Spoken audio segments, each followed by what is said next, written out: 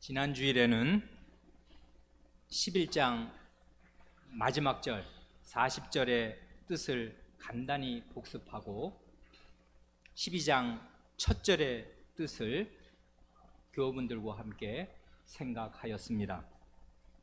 12장 1절, 이러므로 우리에게 구름같이 둘러싼 허다한 증인들이 있으니 모든 무거운 것과 얽매이기 쉬운 죄를 벗어버리고 인내로서 우리에게 당한 경주를 경주하자고 합니다.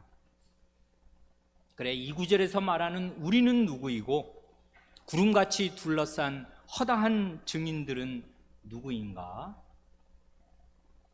관중들을 일컬어 왜 증인이라고 말하는가? 우리와 그 증인들의 관계는 어떤 관계인가?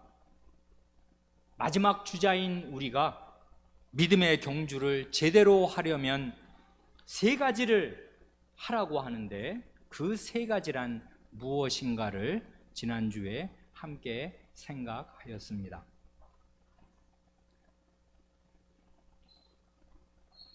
우리 가운데 있는 이 긴 설교를 듣느라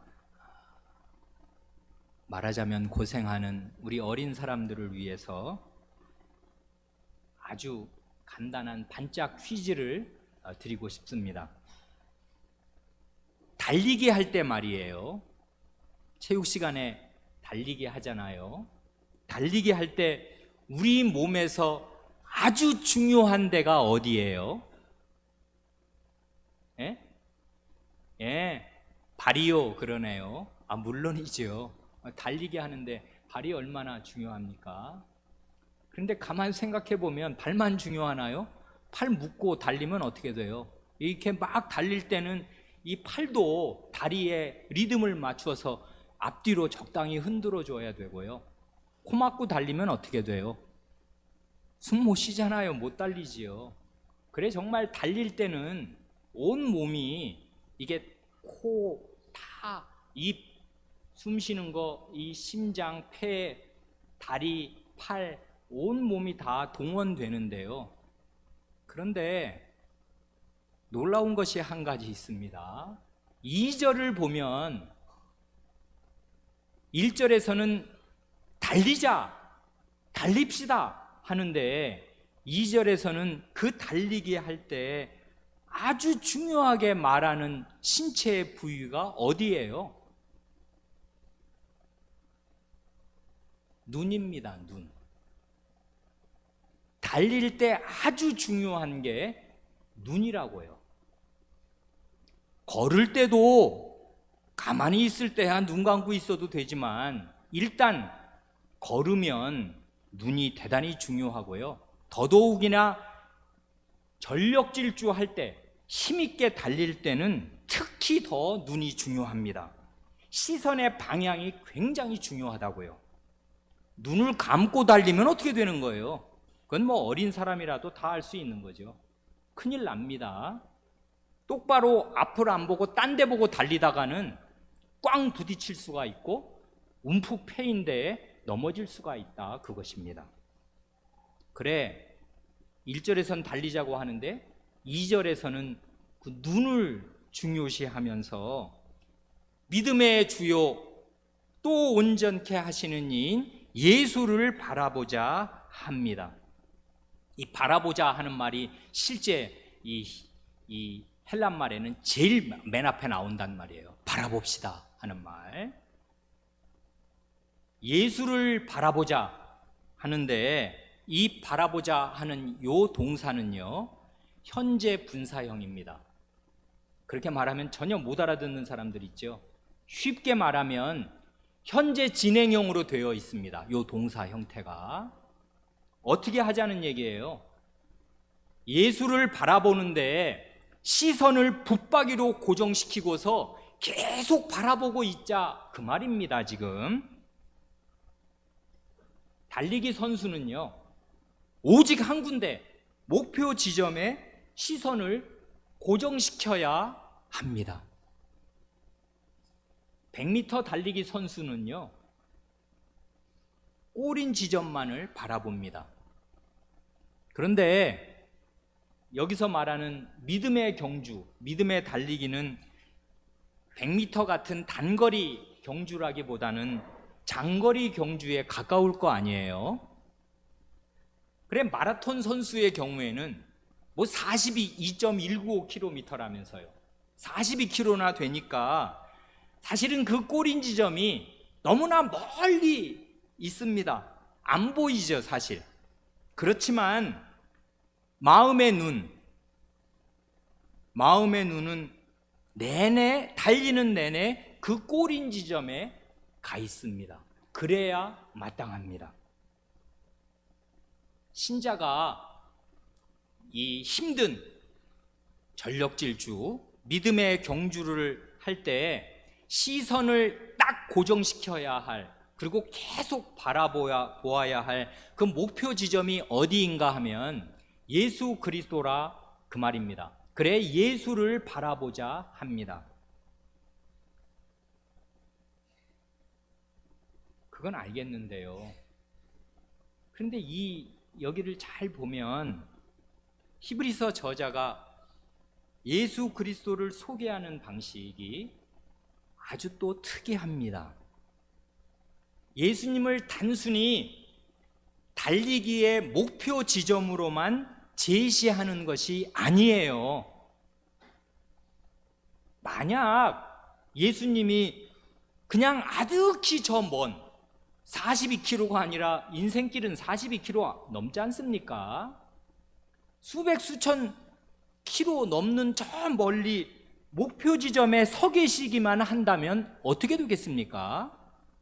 그러면 실제로 뛰는 나는요, 혼자 뛰는 것이고요, 뛰느라고 아무리 힘들어도 저 목표 지점에 서 계신 예수님께 별 도움을 받지 못하게 될 것입니다. 그래, 저 멀리 계신 예수님을 그냥 바라보자 하는 말이 아닙니다. 실제는 그것이 아니라고요. 그래, 실제는 뭐냐 하면 예수님이 이 트랙을 달리시는 선수이기도 할 뿐만 아니라요, 이 신자의 달리기를 아주 효과적으로 능력 있게 돕고 계시는 분입니다. 정말입니까? 여러분, 달릴 때 주님의 도움 받으시는 걸 느끼십니까? 그러니 우리는 이 본문을 대단히 주의 깊게 읽어야 합니다. 예수님은 누구십니까? 바라보아야 할 그분은 누구십니까? 히브리서 저자가 아주 멋지게 예수님을 소개합니다. 믿음의 주요 또 온전케 하시는 이. 예수님을 먼저 믿음의 주라고 합니다. 이 말은 믿음의 주 할 때 그 주라는 말이에요. 믿음의 주인이다, 이런 뜻이 아닙니다. 주인이라는 말은 이게 이제 그리스 말, 헬란 말을 교우분들에게 쓰면 이 목사로서는 좀 미안한 일이 되는데요. 보통 주여, 주여 할 때 퀴리에 라고 할 때 주라는 말은 퀴리오스입니다. 히브리 말로는. 그냥 이런 건 듣고 잊어버려도 아무 상관없습니다. 하여간 신약 성경에서 우리가 생각하는 주인님, 주인이라는 뜻의 믿음의 주라고 할 때 그 주라는 말은 헬란 말로는 퀴리오스인데요, 여기서는 믿음의 주라고 할 때 그 퀴리오스를 쓴 게 아닙니다.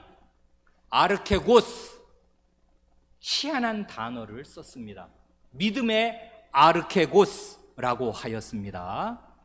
이 아르케고스라는 말은 무슨 뜻이냐 하면 선구자요 대장이다, 그 뜻입니다.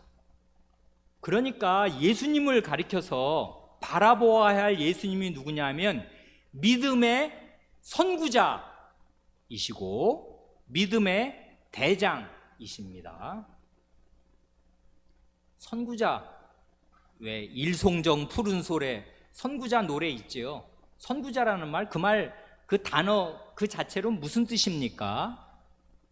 먼저 선자, 달릴 구자입니다. 앞장서서 달리는 사람, 그 사람이 선구자라고요. 아르케고스가 바로 그 뜻이라고요. 앞장서서 달리고 있는 분, 앞장서서 달리는 분, 믿음의 선구자, 그것입니다. 예수님께서 선수로서 앞장서서 치고 나가신다고요. 달리십니다.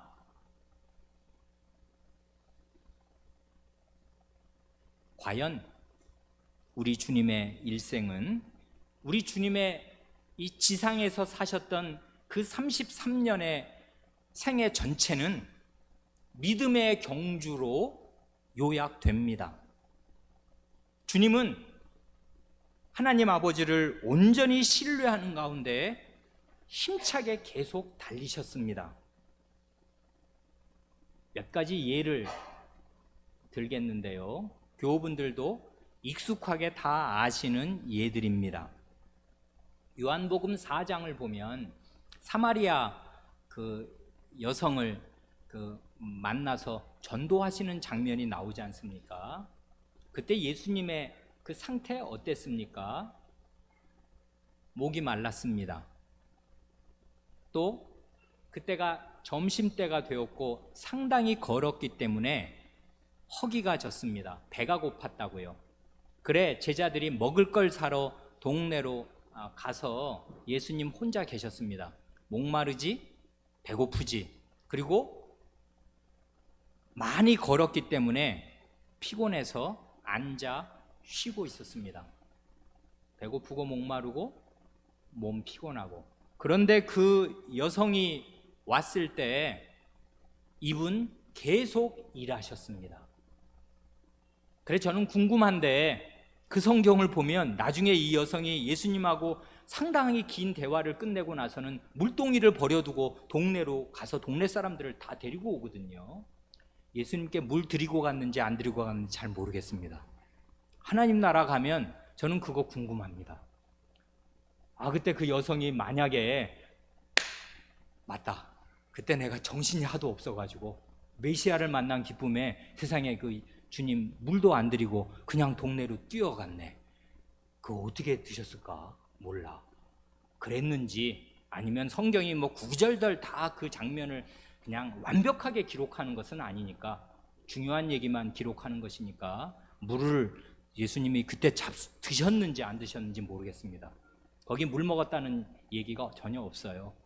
그 예수님이 그렇게 피곤하고 목마르고 배고픈 가운데 사람 그 불쌍한 남편이 5에다가 6번째 남자랑 사는 거 아니에요.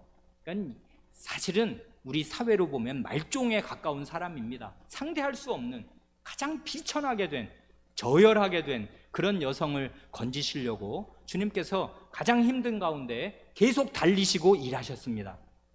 그 다음 장을 보면 요한복음 5장으로 가면 예수님을 죽이려고 살기를 품고 노려보는 유대인들이 꽉 차 있습니다. 여러분, 누가 자기를 지금 정말 죽이려고요 살기를 품고 사람들이 보고 있으면 얼마나 사람이 위축됩니까? 뭘 말하거나 행동하기가 대단히 조심스러울 뿐 아니라 이렇게 움츠러든단 말이에요. 그러나 주님은 내 아버지께서 이제까지 일하시니 나도 일한다 말씀하시면서 계속 다름질을 하셨습니다. 달리다가 제일 낙담하고 기운이 쏙 빠지는 때가 언제인가 하면 가장 가까운 사람으로부터 완전한 몰이해를 당하고 가장 가까운 사람으로부터 배신을 당할 때입니다. 마가복음 3장을 보면 예수님의 어머니, 예수님의 육신의 친동생들이 예수님이 미쳤다고 생각했습니다. 그래 예수님을 잡으러 옵니다. 사람들하고 집안에 꽉 찬 사람들하고 얘기를 나누고 있는 중인데 그 문 밖에 서서 예수님의 친족들이 예수님을 잡으러 온다고요. 미쳤다고. 사람들이 저자는 지금 귀신 들려서 저짓하고 돌아다닌다고 악담이 쫙 퍼지니까 그런 말들을 이 사람들이 믿은 것입니다. 그랬더니 주님께서 누가 내 모친이며 누가 내 동생들이냐 하시면서 자기 앞에 둘러앉은 제자들을 가리켜서 하나님의 뜻대로 하는 이 사람들이 바로 내 어머니고 내 동생들이다 하고 말씀하시면서 계속 그 다름질을 하셨습니다. 기운이 쪽 빠지는 일이었겠는데 주님은 계속 달리셨습니다. 그런데요, 마지막에 가면 그렇게 정성스럽게 기른 제자들이 다 주님을 버리고 달아났습니다. 그거 우리가 다 압니다. 그래도 주님은 계속 달리셨습니다. 믿음의 선구자이십니다. 그 믿음을 잃지 않고 계속 달리셨다고요. 그러니 믿었던 남편으로부터 혹은 믿었던 아내로부터 가족으로부터 자기가 낳아 기른 아들, 딸들로부터 그리고 이렇게 가까운 교우로부터 배신을 당하고 피눈물을 흘리시는 교우 여러분, 예수님을 바라보십시오. 그런데 그렇게 끝끝내 믿음으로 평생을 달리셨던 우리 주님이 최후의 순간에는 하나님 아버지께로부터도 버림을 당하셨습니다. 그건 우리 주님께도 너무나도 엄청난 일이었고 그 일만큼은 도저히 이게 견딜 수가 없어서 3번이나 아버지여 이 잔을 내게서 옮기시옵소서 하고 빌고 또 빌었습니다. 그리고 마지막 순간에는 나의 하나님 어찌하여 나를 버리시나이까 하고 하나님께 버림받은 자신의 상태를 절규하셨습니다. 그러나 그때에도 주님은 계속 믿음으로 달리셨습니다. 이 세상에서 인류의 온 역사 가운데에서 이렇게 철저하게 외롭게 홀로 달린 사람은 아무도 없었습니다. 우리 신약의 신자들은 함께 달리는 어깨동무하고 함께 달릴 수 있는 동료 신자들이 정말 많이 있습니다. 구름같이 둘러싸고서 응원하는 쟁쟁한 응원단도 있습니다. 그러나 우리 주님께서 그 고독한 경주를 홀로 하실 그때에는 주님이 달리시는 그 트랙, 주님이 달리시는 그 길을 온전히 이해하고 지지한 사람이 사실 없었습니다. 다 반대하였습니다. 그게 아니라고, 그렇게 가면 안 된다고 다 말리고 아무도 지지하지 않았고 그게 무슨 뜻인지를 아는 사람이 없었습니다. 그래 히브리서 우리가 11장을 거의 8달 가까이 보니까 그렇대요. 굉장히 여러 달에 걸쳐서 한 절 한 절을 이렇게 씹어 먹듯이 이제 묵상하려고 애썼고, 그래 히브리서 11장에 나오는 믿음의 위인들을 살피느라 살폈습니다. 정말 훌륭한 분들이었습니다. 우리의 찬탄과 존경과 모범이 되기에 충분한 분들이었습니다만은 아무도 믿음에서 온전한 사람은 없었습니다.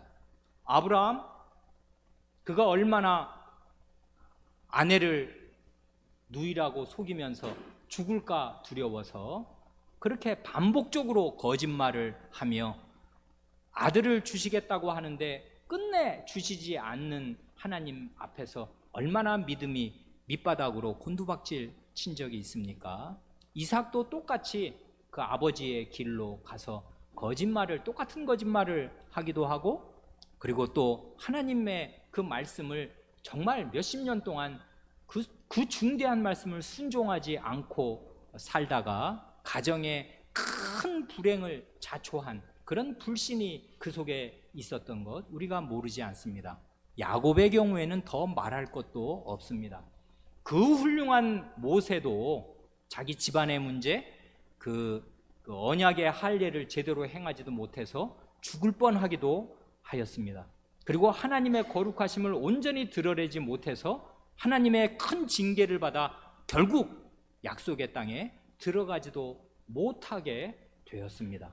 다윗 너무나 훌륭한 믿음의 위인이고 용장입니다마는 자기 한 몸 제대로 간수하지 못해서 패가망신하게 되고 온 나라를 내전 가운데 들어가게 한 장본인이 된 사실 우리가 구약 성경을 읽어 모르지 않습니다. 그러니 히브리서 11장에 나온 분들이 우리의 모범으로 우리의 관중들이 얼마나 쟁쟁한 것을 보라는 뜻으로 그 앞에 제시되었습니다마는 그분들의 믿음 온전한 것 아니었습니다. 사실 그분들은 자기 자신의 죄짐 하나도 온전히 질 수가 없었습니다. 그래 중간중간에 넘어졌고 경주에서 이탈하다가 주님의 은혜로 돌아오고 하였습니다. 자기 하나의 죄 문제 그거 온전히 질 수가 없었습니다. 그분들의 달리기 움푹짐푹 하였습니다. 온전하지 않았다고요. 그런데 이 믿음의 선구자는 누구입니까? 히브리서 12장 2절에서 제시되는 이 믿음의 믿음의 아르케고스, 믿음의 선구자는 자기 죄는 하나도 없는데, 자기 잘못은 하나도 없는데 남의 죄, 하나님의 백성의 역사 이래로 주님 다시 오실 때까지 저질렀던 그 모든 죄의 짐을 자기 머리 위에, 자기 어깨 위에 지고서 그 죄의 짐을 지고서 달렸습니다. 끝끝내 그 경주를 완주하였습니다. 실패 없이.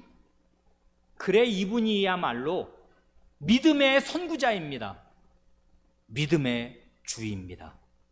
이분이야말로 믿음으로 살고 믿음으로 죽은 가장 대표자입니다.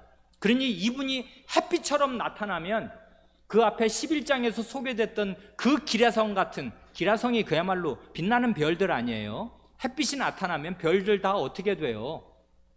다 무색해집니다. 해가 뜨면 별들도 여전히 지금 하늘에 떠 있는데 한 개도 안 보입니다. 왜 그래요? 햇빛이 강력하거든요.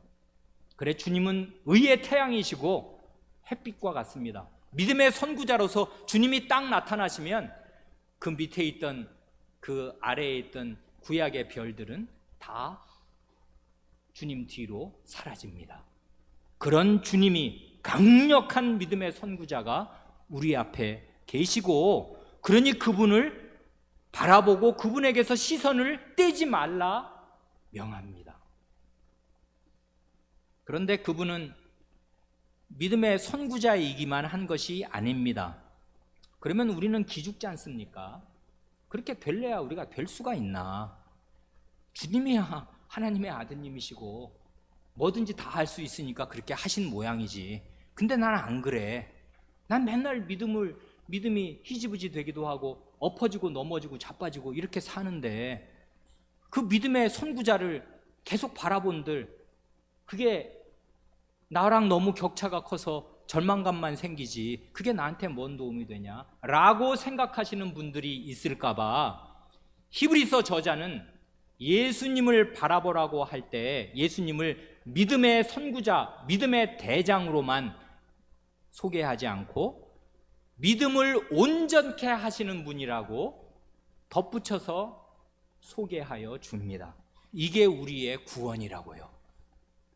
예수님은 자기 자신의 믿음이 온전한 분이실 뿐만 아니라 우리의 이 약하고 깨어지고 이렇게 파편화된 이 보잘것없는 이 겨자씨 하나만도 못한 이 약한 믿음을 온전케 하여 주시는 분입니다.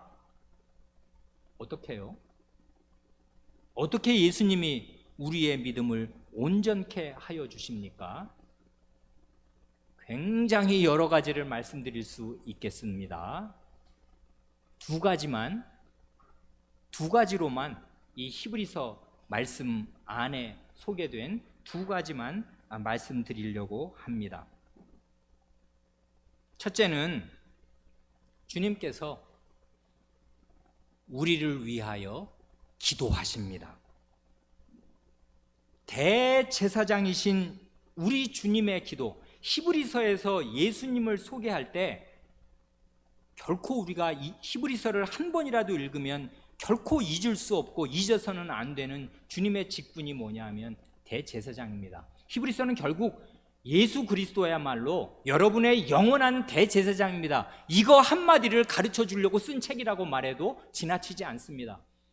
그러니 예수님이 누구신지를 알려면 구약의 대제사장이 뭐 하는 사람인가를 잘 알아야 하고, 그런 구약의 대제사장에 비할 수 없이 완벽한 최고의 대제사장인 사실을 알아야 합니다. 그런데 대제사장이 하는 중요한 일이 두 가지인데, 하나는 제사고 하나는 기도거든요. 백성을 위해, 백성의 죄를 씻는 제사를 드리고 백성을 위해 기도하는 거라고요.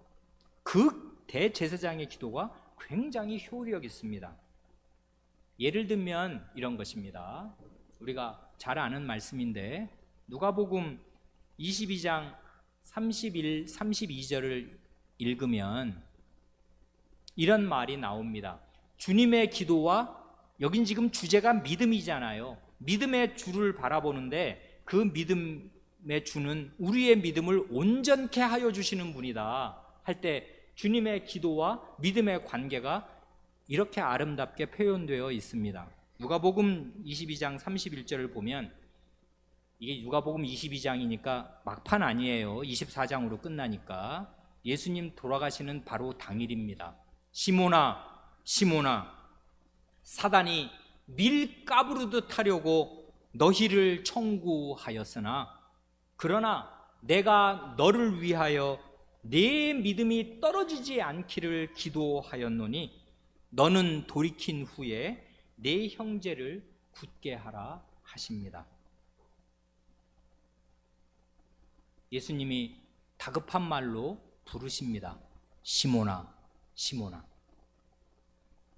그런데 사단이 이 알곡과 쭉정이를 갈라내자고, 저런 것들이 무슨 알곡이야, 저 따위가 무슨 믿음이야 하면서 실제로는 네가 예수님 믿는 제자라고 해봐야 다 쭉정이지, 헛개비지 하고 밀 이렇게 타작할 때 흔들듯이 까부르듯이 키로 까부릅니다. 바람이 붑니다. 사탄은 계속 우리를 쥐고 흔들면 우리는 다 사실 날아갑니다. 빈 껍데기라고요. 사실 믿음이 있다는 거 다 헛거지 않습니까? 믿음이 있을 때는 잠깐이고 사실 대부분의 시간은 믿음 없이 산단 말이에요. 많은 신자들이 믿음 있다고 하는 거, 그거 사실 헛말입니다. 잘 양심을 돌이켜보면 누구나 다 알 수 있어요. 그런데요, 여기 보면은 시몬에게 말씀하시는데 사탄이 까부르는 대상들은 너희입니다. 12사도가 사실은 다 똑같았던 것이에요. 그래, 12사도를 지금 흔들고 있습니다. 이게 예수님의 사역의 절정인데, 예수님의 사역의 사실상 전부인데 이 사람들을 다 흔들고 있습니다. 이 사람들 다 쭉정이입니다, 사실은. 그런데 그리고 쭉정이 자기 식대로 했으면, 자기 하는 대로 했으면 한 사람도 남아나지 않고 다 쭉정이로 판명되고 드러나서 바람에 날리는 겨가 되었을 것입니다만은 32절이 해결책이 나오지 않습니까? 내가 너를 위하여 내 믿음이 떨어지지 않기를 기도하였노니 하십니다. 바로 이 주님의 기도 덕분에 베드로가 믿음을 완전히 잃어버린 상태에서 회복될 수 있었습니다. 사도로 복권될 수가 있었습니다. 그러니 교우 여러분, 여러분이 언약을 배반하는, 하나님의 언약을 무참히 깨버리는 그렇게 큰 죄를 지었든지, 믿음을 잃고 방황하다가, 그렇게 오랜 세월 믿음을 잃고 방황하다가 돌아오게 되었다면 어떻게 해서 그런 일이 일어난 것입니까? 아니, 우리가 지금 믿는 사람으로서 이 자리에 앉아 있게 되었다면 원래 날 때부터 우리는 지옥 갈 죄인들이었는데 이렇게 가냘픈 믿음이라도 유지하면서 이 자리에 앉아 있게 되었다면 이건 지금 어떻게 해서 이런 일이 일어나게 된 것입니까?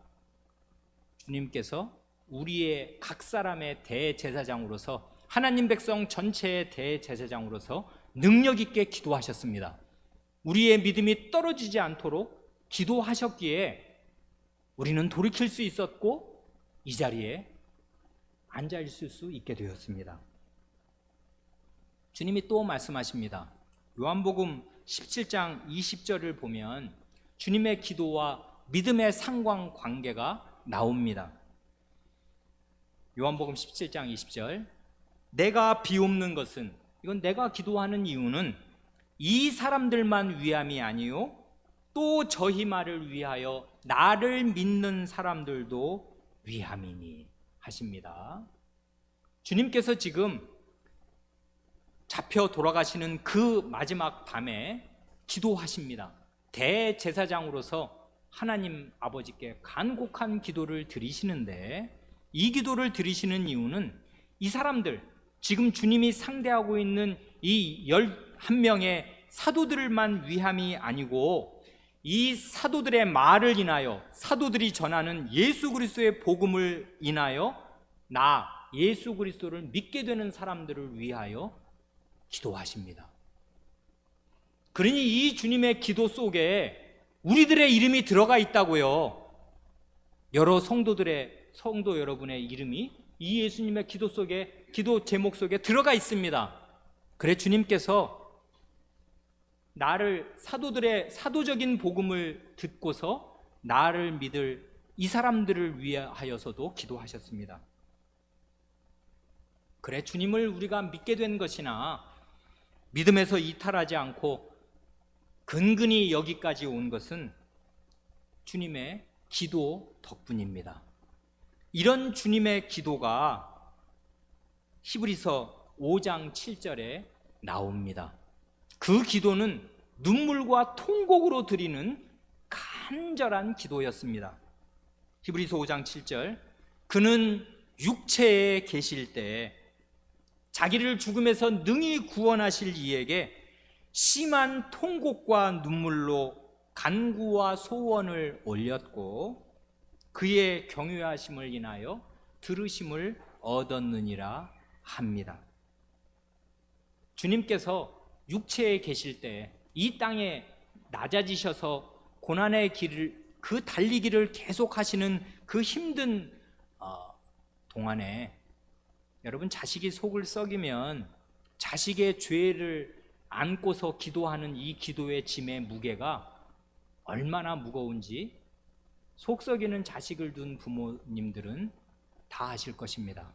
이 짐의 무게 말도 못합니다. 그래 정말 가지 많은 나무에 바람 잘 날 없다는데 요즘엔 자식이 많지도 않고 한둘밖에 없고 고작 두셋 넷인데도 부모 노릇하기 어렵습니다. 주님의 짐, 마음의 짐, 주님이 진 무게, 그거 우리는 상상할 수 없을 것입니다. 온 우주보다 무거운 죄의 짐이 주님의 어깨 위에 있었습니다. 그러니 주님은 얼마나 통곡하셔야 했으며 얼마나 울어야 하였습니까? 주님이 통곡과 눈물로 간구와 소원을 올렸습니다.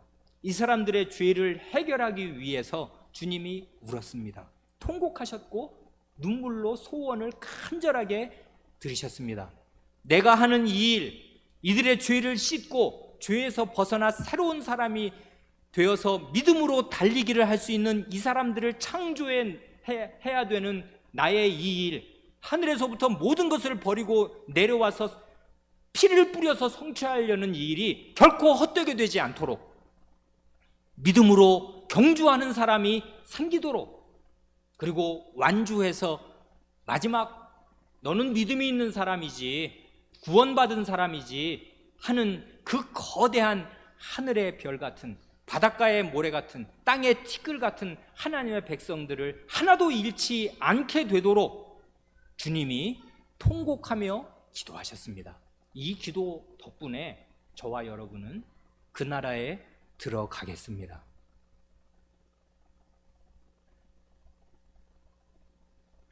두 번째로, 우리의 믿음을 어떻게 온전케 하여 주시나, 이런 방식으로 주님은 자신의 대제사장으로서의 기도로 우리에게 믿음도 갖게 하시고, 우리의 믿음이 떨어졌을 때, 믿음에서 이탈하고 믿음을 배반하였을 때 주님이 간곡하게 기도하심으로 우리를 제자리로 회복시켜 주십니다. 주님이 육체에 계실 때, 그때 이렇게 기도한 것이 효력이 있어서 이 전 세계에 퍼져있는 이 많은 백성들이 주일마다 주님을 찬송하는 이런 주님의 교회가 세워지게 되었다면, 주님이 낮아지셨을 때 그토록 눈물과 통곡으로 기도했던 기도가 이렇게 많은 열매를 맺어서 신자들이 이렇게 나오게 되었다면, 오늘 하나님 보좌 오른편에서 들이시는 높아지신 그리스도, 승천하신 그리스도, 보좌 우편에 앉아 계신 대제사장의 기도는 얼마나 강력한 것입니까? 그 기도가 우리의 불신을 뚫지 못하겠습니까? 그 기도가 우리의 믿음의 연약함을 보충하지 못한단 말입니까? 어디요? 주님께서 자신이 완수하신 그 피의 사역을 바탕으로, 하나님도 인정하시고 받으셔서 그를 부활시키신 그 속죄의 공로를 바탕으로 날마다 쉬지 않고 우리를 위하여 대제사장으로 기도하십니다. 이 기도가 효력이 있어서 우리는 이제까지 건사되고 쓰러져도 일어나겠습니다.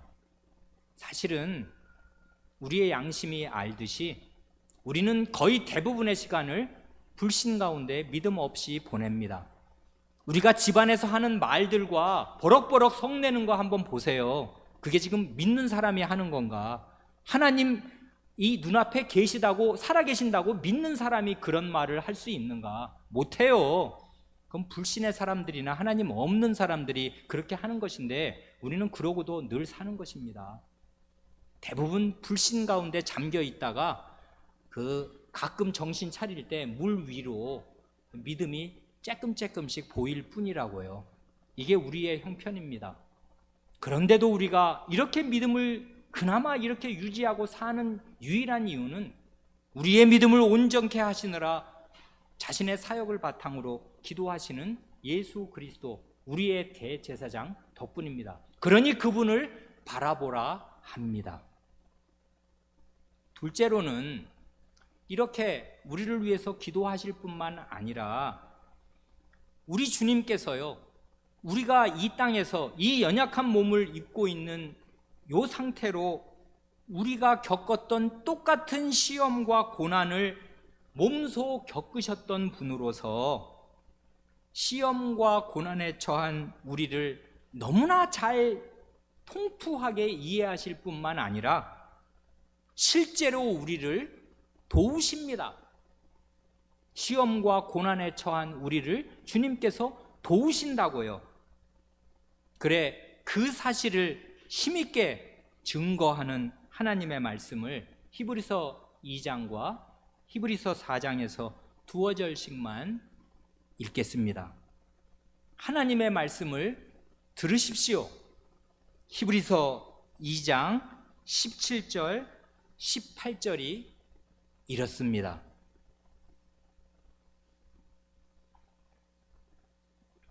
그러므로 저가 범사에 형제들과 같이 되심이 마땅하도다.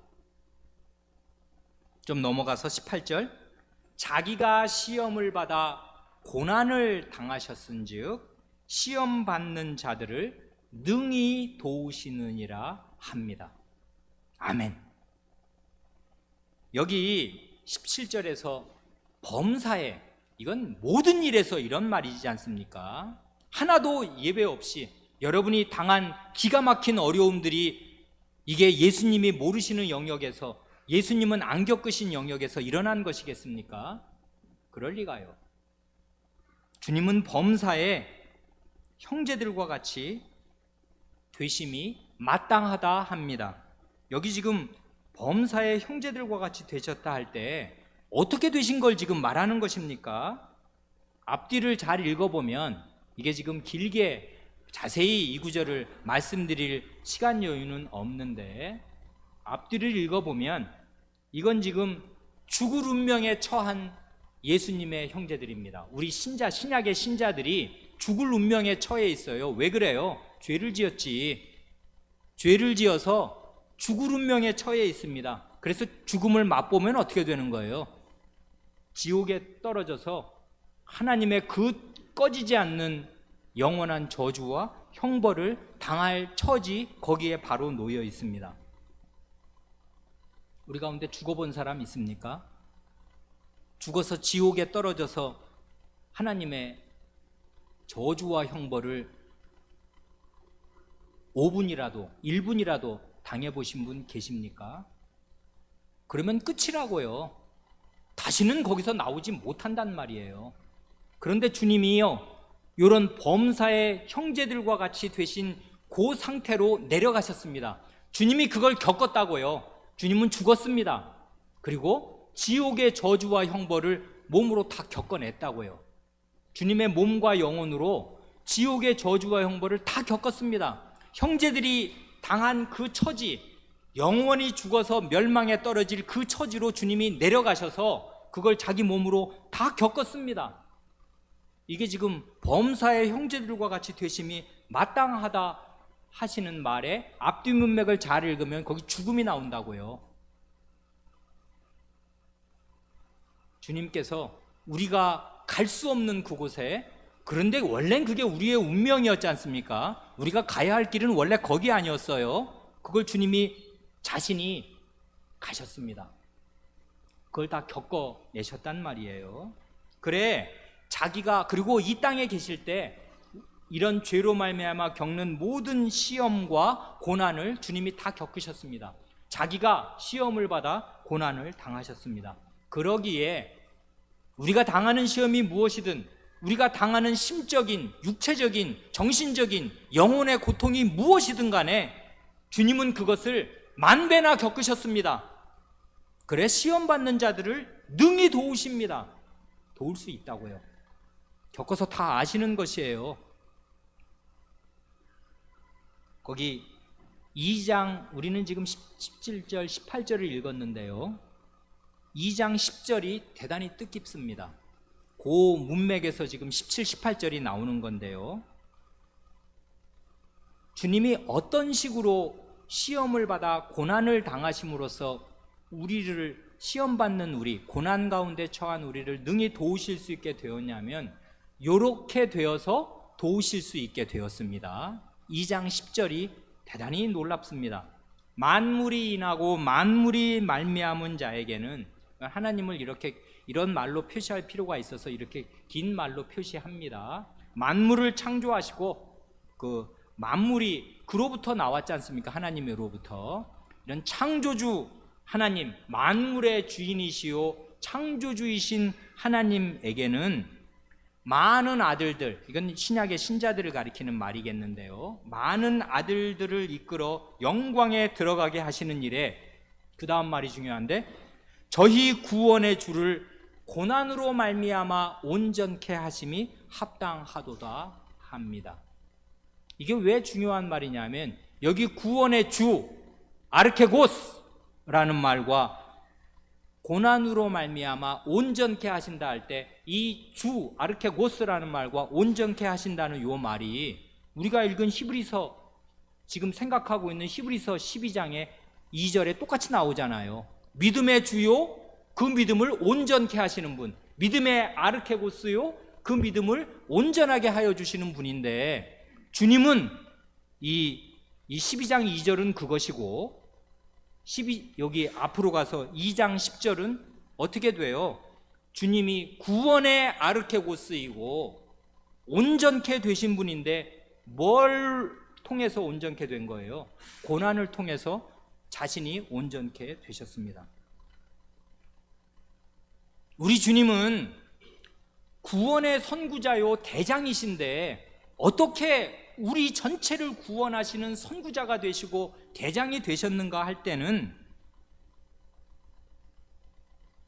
지옥의 고통과 고난을 통해서 죄가 가져오는 그 모든 고통과 고난을 불같은 고난 속으로, 용광로 속으로 통과하심으로써 주님 자신이 온전케 되셨습니다.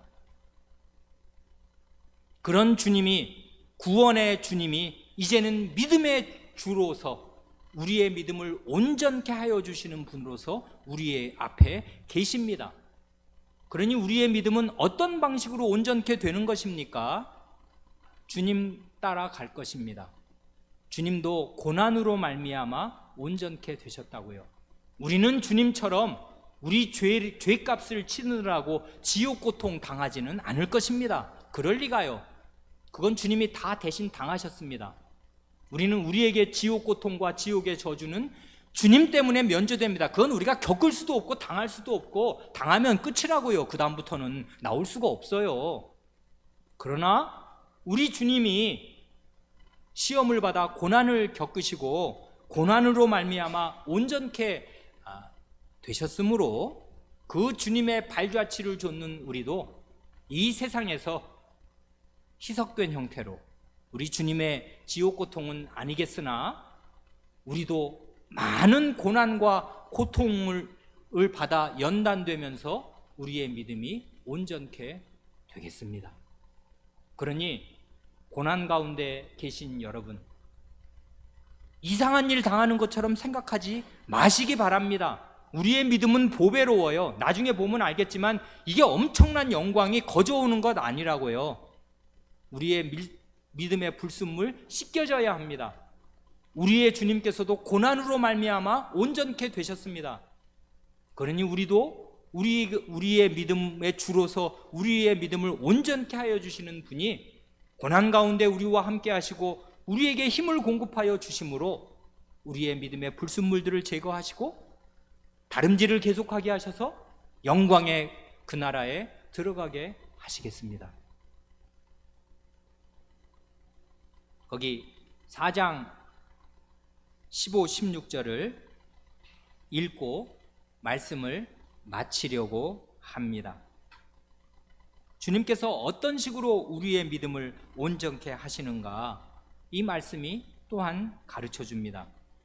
우리에게 있는 대제사장은 우리의 연약함을 체휼하지 아니하는 자가 아니요 모든 일에, 이게 범사이지 않습니까? 모든 일에 우리와 한결같이 시험을 받은 자로되 죄는 없으시니라.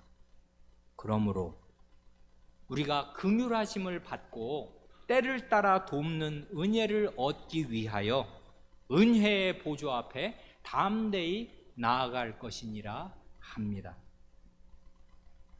우리에게 있는 대제사장은 우리의 이 몸의 약함, 죄를 지은 사람으로서 타락한 전인이 가지고 있는 이 어찌할 수 없는, 헐수할 수 없는 우리의 한계, 이런 거 몸소 겪어서 아십니다.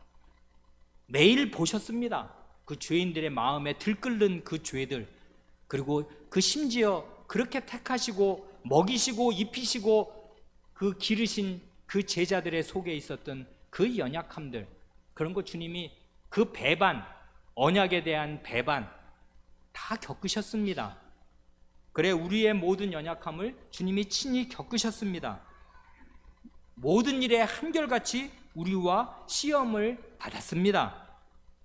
그런데 죄가 없으신 그분이 우리를 어떤 식으로 도우신답니까? 긍휼하심을 받고 우리의 이런 연약한 형편에서 우리를 불쌍히 여기시는 그 주님의 긍휼하심을 받고 때를 따라 돕는, 적재적소에 때마다 일마다 우리를 도우시는 그 은혜를 얻기 위하여 은혜의 보좌 앞에 담대히 나아가라고 합니다. 대제사장이 계시니까 그 대제사장 백으로, 그 대제사장을 믿고서 어디에 나아갈 수 있다는 것입니까? 은혜의 보좌는 뭡니까? 이거를 은혜의 보좌 5글자인데요, 3글자로 줄이면 이게 시은좌 아니에요? 시은좌. 베풀시, 은혜은, 그 좌석할 때 좌자. 은혜를 베푸시는 자리, 은혜의 보좌입니다. 어디를 시은좌라고 그래요? 구약을 알아야지. 구약 어디가 시은좌가 있어요? 지성소의 속죄소가 시은좌입니다. 거기가 영어 이름이 멀시 시트라고요. 긍휼히 여기는 자리, 긍휼이 쏟아지는 자리입니다. 죄를 씻어주시고 하나님의 불쌍히 여기시는, 죄인을 불쌍히 여기시는 그 긍휼로 가득 찬 자리, 그게 은혜의 보좌예요. 은혜를 베풀어 주시고 불쌍히 여겨주시는 그 자리가, 그게 지성소인데 원래는 거기 못 들어간단 말이에요. 들어가면 죽어요. 대제사장도 대속죄일에 1년에 한 번 그 시은좌에 나아가서 피를 뿌린다는 거 아니에요? 그 시은좌에, 지성소에, 긍휼의 자리, 죄를 속해 주시는 자리, 힘을 주시는 그 자리에 담대히 나아가라고 합니다. 이게 뭐 하라는 얘기입니까? 기도하라, 그 얘기예요. 은혜의 보좌, 하늘에 있는 그 지성소에 이제 우리는 나아갈 수가 있어요. 그리스도께서 자기 피를 거기다 뿌리셨거든요. 그 그리스도 안에서, 그리스도를 따라서 이 은혜의 보좌 지성소에 있는 그 속죄소에 나아가서 여러분의 죄를 씻으시고 시험에서 이길 힘을 간구하십시오. 그러면 하나님께서 그 기도를 들으시고 여러분에게 힘을 주시고 우리를 붙들어 주시겠습니다. 이게 우리 주님께서 우리의 믿음을 온전케 하시는 방식이라고요. 주님 자신이 기도하십니다. 그리고 우리를 도우시는데 어떤 방식으로 도우시냐 하면, 우리는 목석이 아니지 않습니까? 이렇게 가만히 있으면 뭐가 되냐고요. 안 돼요. 하나님의 형상이고 하나님의 자식이란 말이에요. 자식이 어려우면 부모님 앞에 와서 도움을 청해야지. 그래, 하나님의 보좌 앞으로 나와서 대제사장을 힘입어 기도하시라, 그것입니다. 그러니까 주님이 우리를 위해서 기도하시고 우리로 하여금 기도할 수 있는 모든 자리를 다 깔아놓으시고 은혜의 보좌 앞으로 나아오너라 하시는 방식으로 우리의 믿음을 온전케 하시고, 이 달리기가 끊어지지 않도록, 마지막 주자가 패퇴하여 쓰러져 주저앉아 넘어져서 이 언약의 역사의 경주가 망쳐지지 않게 하시겠습니다. 그러니 이 주님의 이 구원의 경륜을 이루는데 우리가 할 일이 있고요, 여기에 우리의 구원이 걸려 있단 말입니다. 그리고 우리는 매일같이 죄와 씨름하면서 어려운 생활을 하고 있지 않습니까? 그러니 어떻게 하겠습니까? 믿음의 선구자요, 믿음을 온전케 하시는 이인 예수 그리스도를 바라보십시오. 그런데 예수께서 어떻게 믿음의 주요, 믿음의 선구자가 되실 수 있었나? 그 비결이 바로 그 2절 뒷부분에 나오는데, 저는 그 앞에 있는 즐거움을 위하여 십자가를 참으사 부끄러움을 개의치 아니하시더니 하나님 보좌 우편에 앉으셨느니라 하는데, 시간이 이미 많이 가서 이 말씀은, 이게 주님이 믿음의 선구자가 되신 비결인데, 이 말씀은 다음에 기회를 주시면 다시 생각할 수밖에 없겠습니다. 기도하시겠습니다.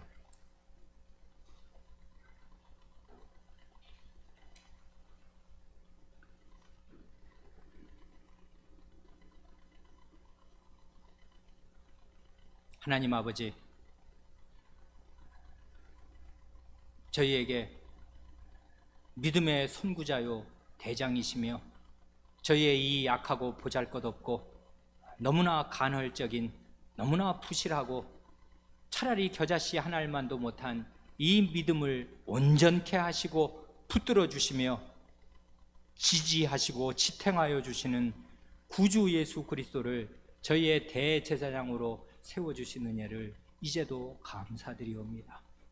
그리스도께서 어떻게 믿음으로 달리셨고 오늘 이렇게 힘겨운 달리기를 하고 있는 저희를 어떻게 도우시는가를 저희가 하나님 말씀으로 잘 깨달아 알게 하여 주시옵소서. 그러므로 피곤하여 낙심치 않게 하여 주시고 죄로 말미암아 절망하지 않게 하시며 그리스도를 바라봄으로 쓰러졌던 자리에서 7번 넘어지더라도 8번째 일어날 수 있게 하여 주시옵소서.